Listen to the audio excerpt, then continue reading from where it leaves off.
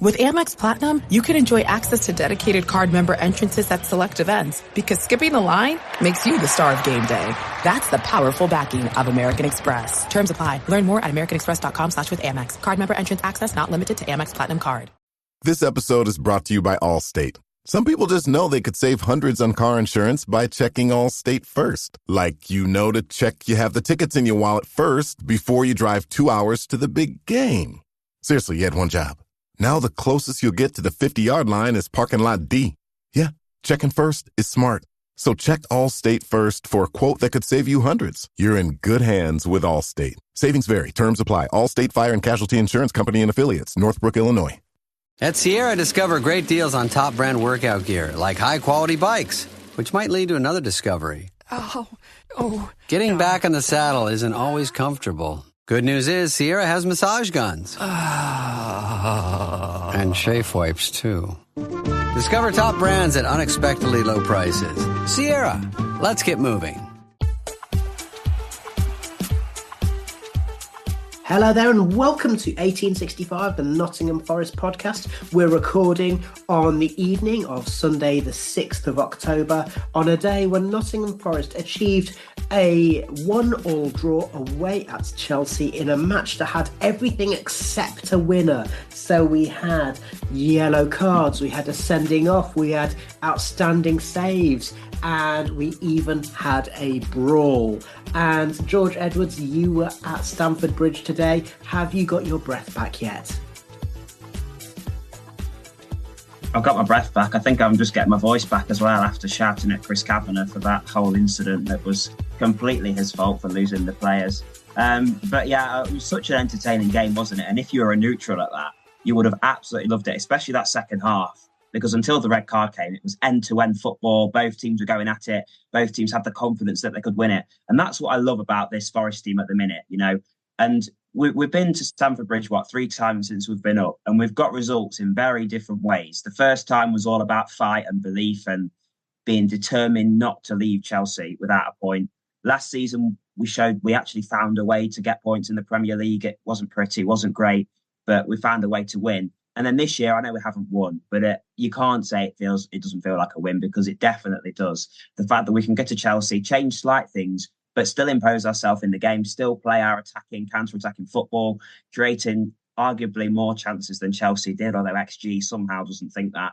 But Robert Sanchez made more saves than Matz Sels, unbelievably, and Sels played so well out of his skin, really. So, yeah, I'm just really proud of that Forest performance. I think if we'd have came out of it with nothing, it'd have been really heartbreaking. But we showed incredible competitiveness to keep up with Chelsea with their flow of football. And then with the red card, to instantly flip, and the manager did that with his changes, and to instantly flip into that defensive mode. And, you know, everybody was nervous, but you never thought Forest would concede. And we also managed to create a couple of chances at the end to try and win it. So, yeah, it's a really good afternoon and a big air of positivity around the club at the minute, which I just love. Yeah, and naturally, the referee will be a talking point, I think, for both sets of fans. Let's just go right back to the start. And the team news was that we saw Morgan Gibbs-White naturally return to the starting 11, but we saw Anthony Elanga drop out. So Forest had Sels in goal, Aina, Milenkovic, Murillo and Moreno across the back. James Ward-Prowse was alongside Ryan Yates in the holding midfield positions, with Callum Hudson-Odoi on the right, Elliot Anderson on the left, and Gibbs-White in his customary number 10 position, supporting Chris Wood. Now, I'm just going to throw it out here. George, first half wasn't really that much to write home about. Maybe it just kind of came to life just in the last few minutes before half-time though, didn't it?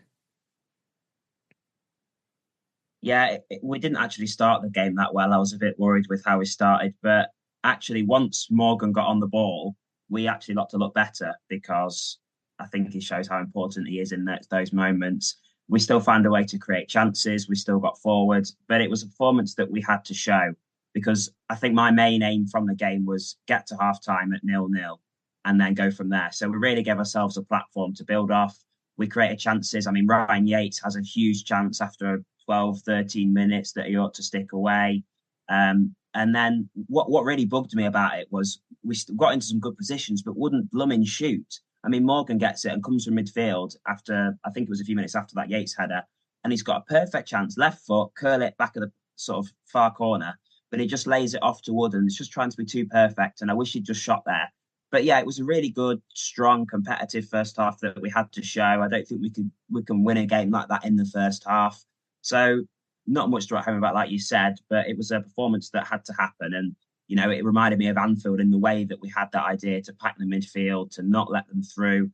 And we did so well at that. I mean, Madueke was playing well on their right wing, our left side, and Moreno didn't have his best game, was getting turned inside out. And I think he had 5 shots in the first half, Madueke. But apart from that threat, we nullified it very well. And that, we'll come on to Ward-Prowse later, but the yellow card that he got shows how well the midfield was doing, I think, because that was the only time we gave one of their midfielders a sort of free run at their back four. And that was the only time Ward-Prowse or Yates were out of position throughout the whole first half. It was a very disciplined display from the pair of them, and I was really impressed by that. The one time nobody was there, Ward-Prowse right took the booking, and that was that. But yeah, it was a really solid performance, solid platform for Forest to build on, with only a really nervy moment at the end that luckily went our way, hit the post, somehow didn't go in, and we escape at 0-0 at half time. Yeah, and obviously this match has been billed as a bit of a kind of battle of potential number 10s for England with Morgan Gibbs-White and Cole Palmer. And I don't know about you, I mean, so one of the things I love about Morgan is he is an all-action kind of player, whereas Palmer's incredibly languid, isn't he? And very laid-back style. But I mean, as you mentioned, the kind of closest chance was one of Madueke, where, yeah, as you said, it hit the post, clawed off the line by Sels, and somehow didn't go in. Let's just also mention, you mentioned Yates having a chance, but Murillo made one of his own. It's a rare moment of excitement for the Forest fans, I guess. Yeah, it was. And you could see all game that he was dying to do something like that. There was a couple of times he obviously had a few free kicks, and in the end, when Ward-Prowse wasn't on the pitch, he took one, and we got a corner from it actually towards the end, so it did well. But you could see both times Ward-Prowse had free kicks in sort of shooting range. Murillo was there lurking and probably annoyed that Ward-Prowse had called rank over him. He didn't have his best game, I think it's safe to say. He made a mistake early on that Madueke, he just got back, sort of slipped over, but got back and forced him to go wide. But didn't have his best game defensively, but he's always going to show that flair going forward. And I really hope before we inevitably have to sell him, he finally scores one of them, because I just know how much he'd love it, how much we'd love it, and how much he'd deserve it. Oh yeah, what if when the day comes when he does leave, wouldn't it be wonderful if he scores an absolutely thumping free kick or scores one of his shots from inside his own half? Because I mean, let's be honest, we'd all go crazy for it. But you mentioned that the first half, obviously, we got in at 0-0, which was the primary objective. And it didn't take long in the second half before Forest took the lead. So it was a Ward-Prowse free kick, wasn't it? Lofted into the box. And that man, Nikola Milenkovic, I mean, he's tall enough. But then when he jumps, I mean, you must be thinking, if you're a defender, I need to be getting on a stepladder for that. Oh, yeah, definitely. Gusto was never getting to it. And I love that. But that was the plan, wasn't it? It was so clear to see that Wood was sort of stood a bit further forward. He was never going to go for the ball. It was always going to be Milenkovic back post, nodded back in. But Chelsea couldn't do a thing about it. They obviously have to pack the winner with their tall players. The delivery, I think James Ward-Prowse's free kicks haven't been fantastic, but the delivery was just perfect to him. He made sure he stayed on side. I think that was quite close. I saw it on the tube on the way back. It looked a little bit close, a little bit touch and go. But obviously, he just managed to do that. And then, yeah, it's a wonderful header back in. And then Chris Wood sliding in. And I saw somewhere on one match report, it was like a scuffed finish from Chris Wood. No, what a finish from Chris Wood, to anticipate where it was going to drop, exactly where the bounce was going to go. And then to know, because Sanchez had a really good day, I don't think Chelsea fans are convinced by him, but they had a really good day. To know that Sanchez wouldn't be able to get down to it, prodding it into that far corner. He's now scored 16 goals since Nuno came in, which only Cole Palmer and Erling Haaland have scored more. He didn't do much. Let's be honest, in that match, he won a few headers. Apart from that, he didn't do anything. But he got his goal. That's what he's there to do. He's a poacher. He's a brilliant player. I love the confidence that he's got. And he gave the away fans yet another fantastic moment in Stamford Bridge. It was complete ecstasy, complete disbelief, and the limbs that we've got used to, really, at Stamford Bridge. I think we've taken the lead in all 3 games that we've been there. And then we're wondering if we're going to go and win it. Unfortunately, we didn't. But a really good moment, and I'm glad that we're finally a threat from set pieces with Milenkovic's heading ability and with Ward-Prowse's delivery. I think that's going to be something, hopefully, after he's had his suspension ban, that we can keep capitalising on. Yeah, and I think it's worth noting on the topic of set pieces that although it took quite a while for the fruits of this to come through, it's clearly something that Nuno had been working on since he'd come in midway through last season, because eventually we stopped conceding every single time we had conceded a corner or a free kick near our box, but also the quality of the deliveries. I mean, Morgan had obviously been taking most of the set pieces last season with, let's just say, varying degrees of success.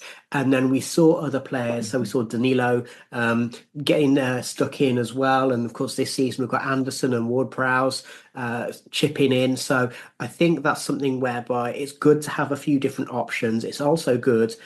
I mean, just as with the penalty at Brighton, it's also good that, for example, Morgan's not the one who has to be taking every single thing, as you see so often with number 10s. So he let Chris Wood take that penalty at Brighton. So I think that there's a lot of positives there in terms of how we do set pieces. And of course, yeah, Milenkovic being a beast. But Forest these days, we are quite a physically large team, aren't we? We've got a lot of tall players and a lot of players who are a lot more, got a lot more bulk about them, let's say. Yeah, imposing, I was going to think, yeah. Yeah, good word. Unfortunately, Forest didn't manage to impose themselves on the game for too long, because it wasn't too long before the hosts equalised. And this is one where Noni Madueke was doing his Arjen Robben impersonation, cutting in from the right-hand side. Let's be honest, he's a bit more Joe Lolly than Arjen Robben, wasn't it? But he cut in from the right-hand side. I think Sels was probably a bit unsighted, if we're going to be charitable. It felt a bit soft to me. What about you, George? Yeah, well, it felt largely inevitable with how the first half was going and how Madueke was with ease cutting inside Moreno and getting shots away. It was the first time Moreno, to be fair to his credit, had sort of let him come inside. Often he did the right thing because, Madueke is a brilliant player. He's playing for Chelsea. He's going to have quality. And I think the best thing to do is try and force him on the right foot and then hope you've got players to sort of block the cross. It was the first real time he was allowed to step in on that left foot.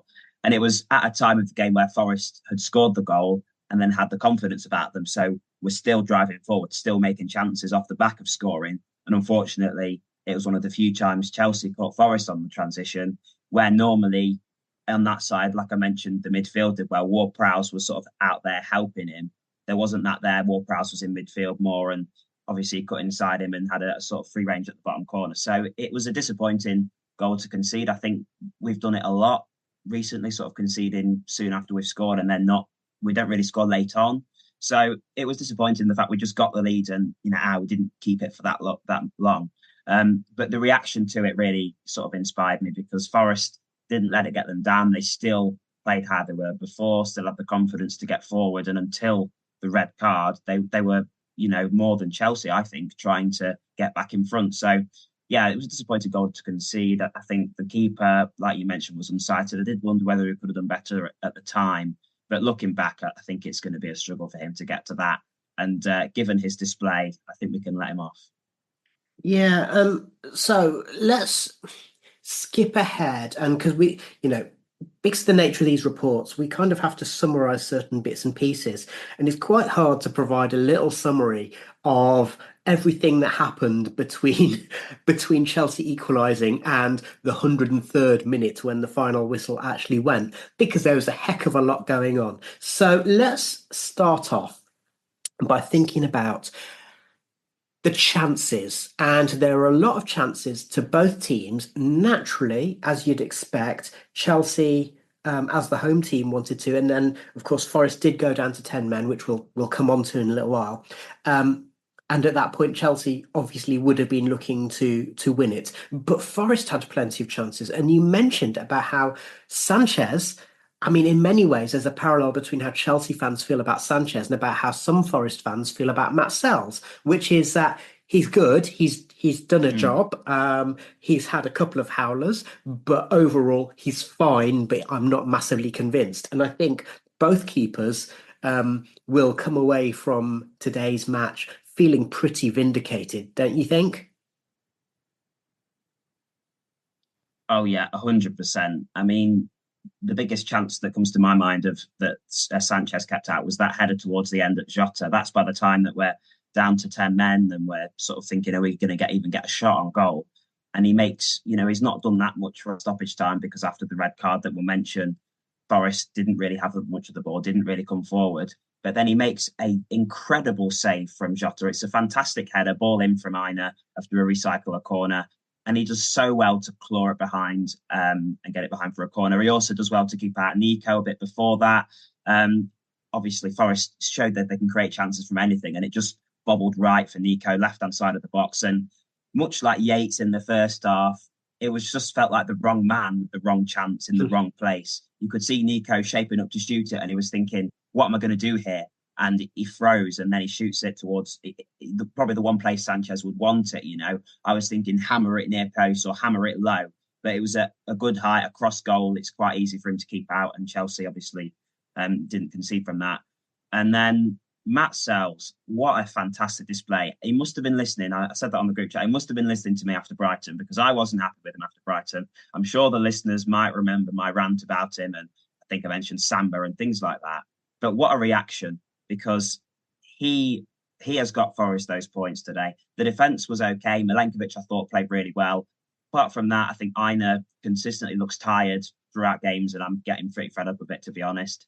I think Moreno had to come off because Madueke was getting a lot of joy, and I think Neto came on at the end as well. And Murillo defensively today struggled a bit. So the defence was okay with that being outstanding. But Matz Sels, some amazing, amazing saves. In stoppage time, I think of the double save from Palmer where he makes the save and then pretty much most of the team switch off. But Sels is back up to parry the rebound out for a corner. Then from the corner, they play it in. They get another shot that he tips over the bar. 3 incredible saves, keep us in the game within 30 seconds. Just before that, I think we had a counter-attack. Chelsea again hit us on the transition. Ball in, Nkunku, 6 yards out, was he? Maybe a bit further. Sels, no, he's there. He was an immense, immovable item on the ball as well. I mean, his distribution is okay. I think it's better than Turner's, but he doesn't try and do things like Turner did. If he's in doubt, he will get rid of it, and that's what we've needed in a goalkeeper. He's not going to try and make a stupid pass that might go wrong. If he's got pressure, he can put his foot through it and hopefully find Chris Wood. Hopefully not, or sometimes it'll go out for a throw-in. But I think Sels, possibly, Sheffield United springs to mind, but I think he probably had his best game in a Forest shirt. He, after the match as well, came over to the visiting fans and rightly got an applause from them. He laughed it up, he loved it.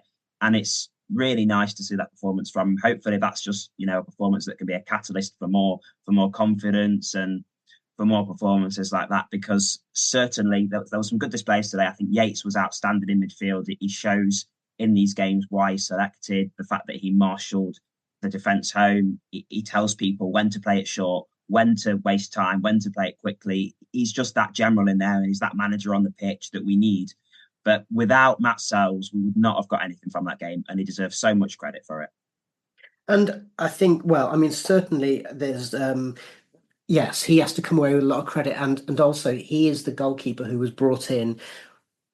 We all knew, everyone could see that Forest had goalkeeping problems because neither Turner nor Odysseus last season had managed to impose themselves in any way. And Sels came in, and we're used to goalkeepers being big characters, and he isn't an extrovert goalkeeper in a way that actually Turner's quite an extrovert goalkeeper, but that backfires when he's not confident because he hasn't got the ability to carry it off in those instances.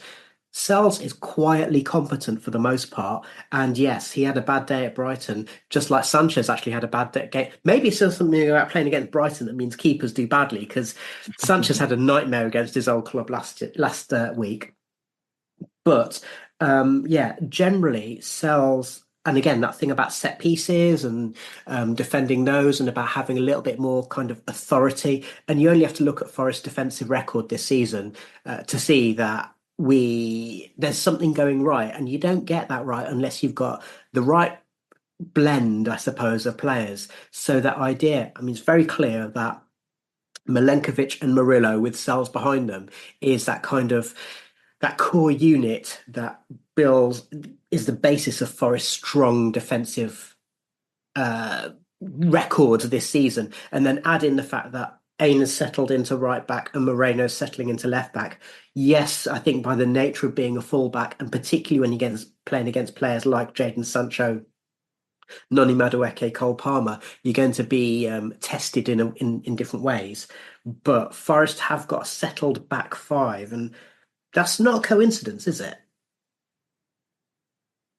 No, it's definitely not. And you mentioned we've conceded 6 goals this season, which is the best apart from Liverpool in the Premier League. To think about where we've came from and to be saying that now, it shows incredible nous from the manager to have coached them. It's clear that Forest have been coached, and it's clear that now we've got that experience at the back, because so often last season we were leaning on Murillo to carry us through games. A 21-year-old who's is in his first year of Premier League football, who's next to players in Niakate or Omobamidele who are also learning their trade. But the signing of Milenkovic, I think, can't be overestimated, because he just knows what to do. He knows how to organise. He knows where to be to cover if something goes wrong, and he wins things in the air. He's just exactly what we were missing. And I think he himself has brought the best out of everybody. He's given everybody in the defence a confidence boost. He's given the goalkeeper the licence to be more free on the ball and to lead himself to himself. He's given Aina, particularly when he's at left back, which he isn't as much anymore, the licence to go forward a lot more because he's covering him on that side. And yeah, it just looks like a really good place to be, Forest, at the minute defensively. They've got good cover. They've got plenty of midfielders to play in front of them as well. You mentioned you've got Yates, you've got Ward-Prowse, we've got Sangare out injured, Danilo, Anderson can play in there. There's so much going right for us defensively. And for the nature of side that we are, that doesn't play with possession, we're going to be exposed to teams having a lot of possession against us. But I don't know if it's the same now. Coming into the match, we'd faced the least shots of any side, including Man City, of any team in the Premier League. To be a counter-attacking side and achieve that, something incredibly is going right there. So you've got to give credit to the defence. You've got to give credit to Nuno for really giving them that confidence and that belief and those tactics to be playing his game plans perfectly, because we didn't actually change that much defensively against Chelsea, but we still reasonably comfortably, with Sels helping us out, got through it. Yeah, and lots to think about that you've touched upon, which we're going to discuss in part 2 of this match report, where we're going to be talking about injuries, discipline, and, frankly, a great big brawl. The 1865 match report. Sports Social, now on the Sports Social Podcast Network. We've got a brand new NFL season to enjoy, and that means all new episodes of The Nat Coombs Show, where I'm joined by some of the very best NFL broadcasters in the business. Even when the roster is not stacked, he can still pull those wins out. This dude accelerates through it. And I was like, did he really get through the hole that fast? We get you up to speed on everything you need to know about America's game. The major news, big game previews, reaction to all the action, and plenty more besides. So join us for the ride. Just search The Nat Coombs Show on your podcast platform of choice. You're listening to 1865, the Nottingham Forest podcast. Welcome back to the 1865 match report. It was Chelsea 1, Nottingham Forest 1. And George, let's get straight into it, because the two kind of, I suppose, headlines in terms of Forest midfield today were the red card for James Ward-Prowse and the injury to Morgan Gibbs-White.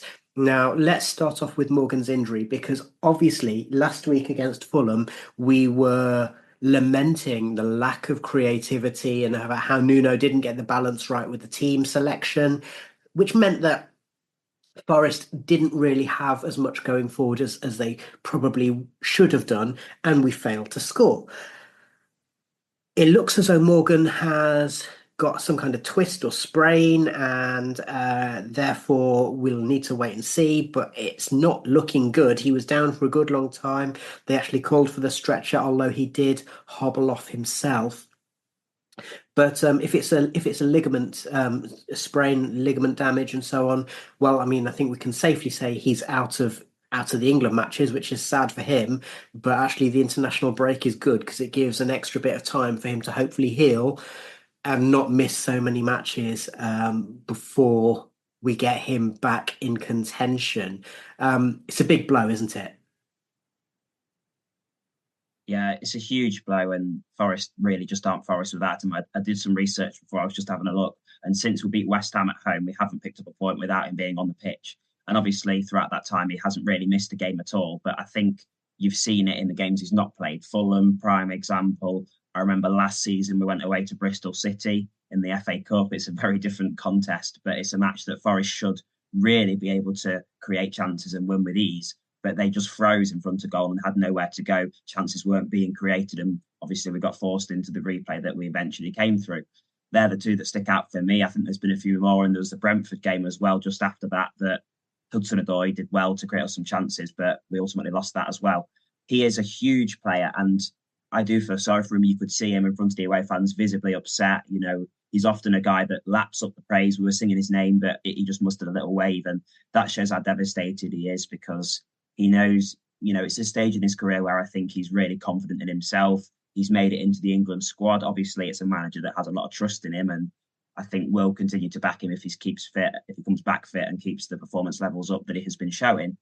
But, it's a real bad moment for him, especially with the way it looked like he landed funny or something, or planted it and it stuck into the ground, which they're never good. Often contact ones where it's hurting a bit and you wait a few hours and it's maybe okay, are better than something that he suffered. But if he's out for a while, I am a bit worried, but I just hope that if we have to be without him for the next 3 or 4 games, I hope Nuno has confidence in the squad that chances can be created by putting Anderson in there or by putting Ward-Prowse in there, because I really was excited by the signing of Anderson, because I thought he could be the understudy to Morgan, obviously not the replacement. But if Morgan needs to come off, last season it was Dominguez coming on, but Anderson in that role, I thought he could be the guy to do that.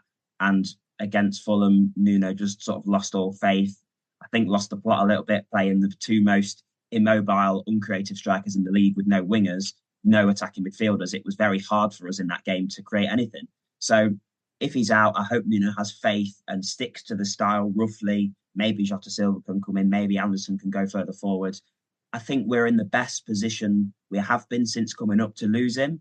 But obviously, he's a player that even if we sold and got a lot of money for him, we would find very hard to replace. He's such an integral part of the side. And I hope, just for the man that he is, the confidence that he's got at the minute, I really hope it's not a serious injury, because we all just love him so much. Yeah, and like you mentioned, he was in a good place, regularly captaining Forest, getting into the England squad. And the fact he's retained his place in the England squad, even though Foden and Bellingham and, those kinds of players are back in contention, I think really must give him a real confidence boost. But and Nico Dominguez came on because Anderson had already come off. So in terms of those, those options, certainly I would join the chorus of Forest fans saying I'd really like to see Jota playing as number 10 because of that.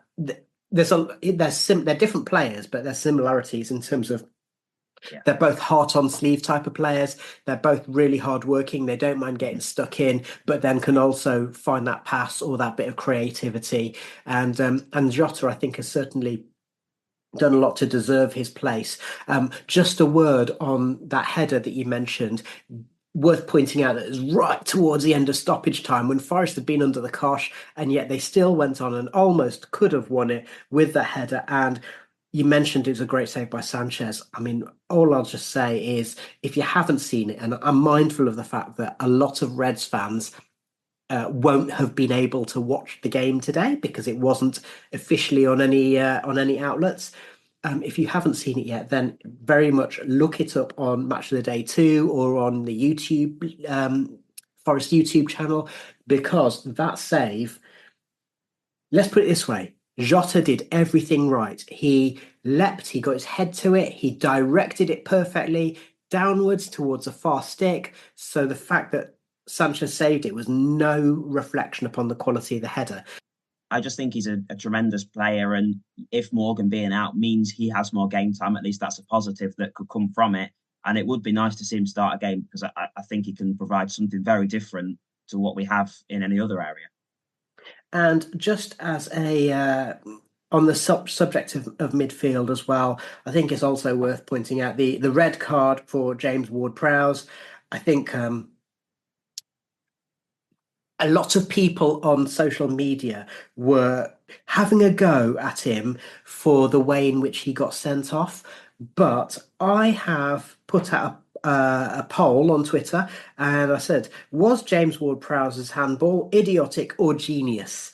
And it's one of those things whereby if we had come out of this game with no points, then of course it was idiotic. But the fact that we got a point and could have had more means it was genius. I mean, to me, yes, he put himself in a bad position because it was a terrible touch and certainly way worse than you'd expect from a player with his ability and his reputation, I guess. But once that had happened, he basically did. It was a classic case of taking one for the team. Yeah, I think there was, much like when I said Nico sort of froze, I think there was a moment where Ward-Prowse slipped, froze. What do I do? I'm doing this. And at least he committed to it and made sure that he got the ball in any means possible. I thought in the moment that it was the right thing to do. Obviously, it's self-inflicted with the poor touch. It made me laugh how he started walking before the referee had booked him. I thought, at least wait until you get the red card, mate. But one thing I did think about it was, he saw by the first yellow card that he took, that in that if you're playing in that Chelsea midfield, if something goes wrong, you've got to take a booking. And I wondered whether Nuno could have brought Ward-Prowse off instead of Anderson and put Anderson in that role, because I think he feels it more. There's not much of a difference in there apart from the set piece quality, which is maybe what he was thinking. But it was Jota who came on, wasn't it, for Anderson? I just thought after the event, could he have took Ward-Prowse off instead and nullified that threat? But obviously, we're talking in hindsight, and if that doesn't happen, we're not even mentioning it. So that's one thought I had about it. But yeah, I think Ward-Prowse did the right thing there after his blunder. Yeah. And last thing just to mention about today's match is, and I hope I've saved the best till last, and I hope you have something to add, but so there was a moment. So Nico Williams had come on. He had a bit of a there's a bit of tackling going on. Nico went into Cucurella. Cucurella ended up tackling his own manager, Maresca, and then it all turned into a bit of a few handbags going in there, and lots for the referee to sort out. Now, obviously, you're in the away end, so did you manage to see anything? And if you did, what were your thoughts? My thoughts about this are that Chris Kavanagh was an absolute disgrace, right? I'm taking the red card. That is 100% the red card. I'm not moaning about that. But he had no control over that game, especially the second half. He couldn't keep up with the pace of it. There was and I'm obviously talking from a Forest perspective, there's so much that he got wrong. In that instance, Cucurella, and they'd be doing it all game, he blatantly elbows Elanga and pushes him off the ball. And then it's clear we're not getting an advantage. Nico's running out of play. Cucurella's getting traction on him. Just blow for the free kick before it even gets to what happens. But he didn't. And after the melee, we should have had a free kick because that's a clear foul on Elanga from Cucurella. We don't get an advantage. Why is that not a free kick? He initially was going to give a free kick to Chelsea, then changed his mind for a throw-in. So we got both wrong. I think for that incident, he just stood there and watched with his yellow card out, ready to hand it to whoever he wanted to. He gave it to 3 or 4 people. I was proud of Nuno for staying out of it, by the way. I think we're going to have another chat with the FA about discipline again. Not a surprise, it's happened again, but at least Nuno's out of it this time. But there was other instances in the match that he got it completely wrong. In stoppage time, we played a long ball for Elanga to chase. He was goal side, and it was Fofana who got back. Fofana just slides in, puts it out for a throw-in to us conventionally, and somehow he's given a free kick against us for Elanga, who is half the size of Fofana. Fofana's just made a slide-in challenge. It was just baffling things like that. Cucurella got away with murder on the left side at times, and Forest did so well because he fouled players. We'd get a slight advantage, and it'd go out and wouldn't get the free kick. So I thought Kavanagh had no control over the game. And I was disappointed because I really thought he was a good referee. I remember we had him at Newcastle away last season, and we actually scored 2 goals because of his advantages. That's one thing he does well, but he completely lost the plot, didn't have any control over it. And then, yeah, for the brawl, I think all hell broke loose. Everybody wanted to get involved. You don't see that often, but I think with the nature, the high pace of the second half, there was always a moment like that brewing. I just think that referees they're obviously feeling that the way for them to respond to pressure is just dish out cards like they're working for Paper Chase, basically. They are birthday cards. Yeah, exactly. There was either a punch or a slap thrown by Nicholas Jackson within that brawl, and You'd have thought that the whole point of VAR is to cover things that the ref doesn't see. But no, nothing. And there's some talk on social media from the journalists saying, well, it might end up getting looked at retrospectively. What's the point in looking at it retrospectively if only we had some kind of video assistant who could look at things in real time? I don't know. Yeah, 100%. They just don't help themselves. And they just have too much power. They've got far too many of them have main character energy as well. Kavanagh showed that by the fact that he stood there watching it with his hands folded, knowing exactly what he's going to do. And yeah, VAR should have been there watching it. I mean, it's clear something's going to be wrong in there. The fact that Nico was incensed at something shows something's gone wrong there. And not a shred, not even a twinge of a VAR check. It's ridiculous, but I don't think we're ever going to get to a solution that we're happy with, because when one problem is solved, it seems another one arises. Indeed. And so luckily, we've got a couple of weeks off from worrying about on-pitch problems. We say get well soon to Morgan Gibbs-White. Obviously, we are going to be back with our women's football show and our Friday Five this week, as usual. And we will also have a discussion show, our Forest Ramble magazine, which will come out after the international weekend. In the meantime, I'm going to say thank you very much to you, George Edwards, for joining us once again. And thank you, listener, for joining us. I hope you've got your breath back, and I hope you join us later in the week. In the meantime, come on, you Reds.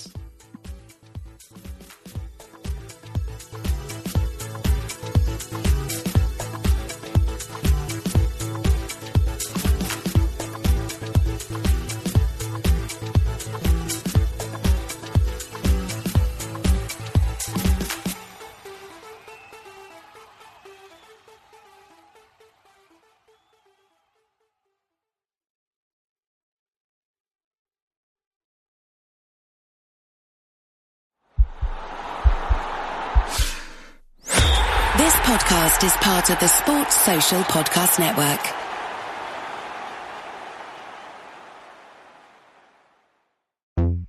You got 5 on it? With the $5 meal deal at McDonald's, you about to eat. Your choice of a tender, juicy McChicken or a hot, cheesy McDouble sandwich and a crispy 4-piece McNuggets and a small fries and a small drink for just $5. Money. Woo! 5 gets you more at McDonald's. Prices and participation may vary for limited time only.